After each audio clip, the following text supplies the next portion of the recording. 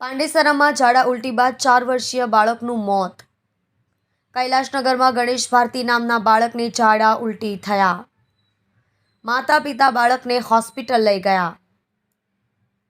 બાળકને સારવાર મળે તે પહેલા જ તબીબોએ મૃત જાહેર કર્યો। બાળકની કોઈ પણ પ્રકારની ગંભીર બીમારી ન હતી।